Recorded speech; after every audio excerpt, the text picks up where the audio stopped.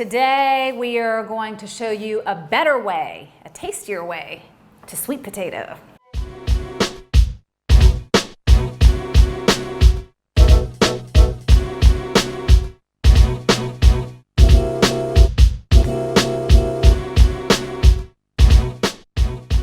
Gone are the days of the sweet potatoes you have only at Thanksgiving. You know, you might have them mashed or they have the marshmallows all over them.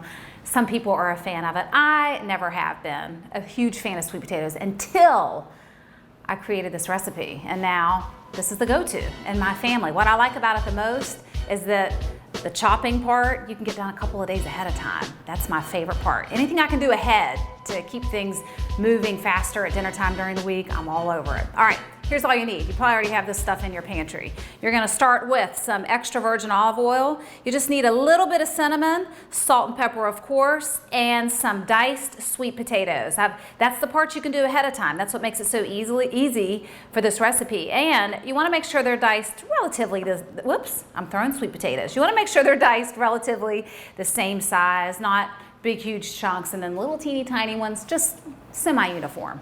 But that's what's so cool about these recipes, because it doesn't take a whole lot to get it done and it's super simple. Anyway, all right, so you're gonna take your sweet potatoes that you were so organized that you chopped up a day or two ahead of time, and you're just gonna put them on your pan.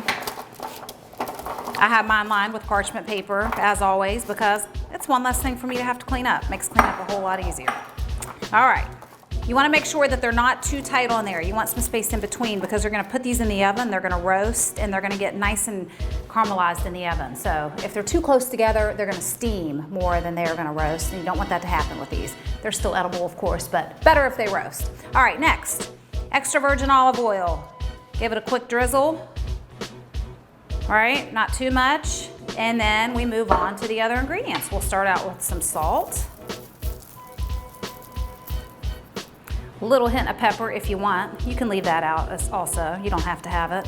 And just a little bit of cinnamon, not too much cinnamon. It just brings on a little bit of a different flavor. And if you don't put too much on there, it's gonna be one of those things that whoever's eating them is gonna go, what is that in the background there? It goes so well with the sweetness of the sweet potato. The cinnamon actually has health benefits, so there's a whole lot of goodness in this recipe. So you're gonna pop this in the oven at 400 degrees for 25 to 30 minutes. If you want, you can give it a stir in between, but if you forget to do that part, that's the beauty of this recipe. It's not gonna make that huge of a difference. I'm gonna put it in the oven and I'll let you see it when it's done. Sweet potatoes are done, and I just replated them to make them look pretty. That's what I always like to do, you know, with my dishes. When you put it in a special little plate or tray for presentation, doggone it, doesn't it make it just feel better? It always tastes good, but it's always nice if it looks pretty too. All right, so let's give this a little taste. Now what I want to show you is, check it out. See all this right here? You got the nice caramelization. It just makes potatoes, sweet potatoes in particular, taste so much better. It just brings on a little more flavor. Not that they don't have enough, but more is always better, I think, in this situation. You got your cinnamon on there, your salt and your pepper, and they're perfect. It goes perfect alongside chicken, steak, and they heat up really, really easily too. So try this recipe, you're gonna love it, and be extra organized, like I said. Do it a little ahead of time. It'll make dinner a breeze. All right, thanks for checking in with me today. We'll see you next time.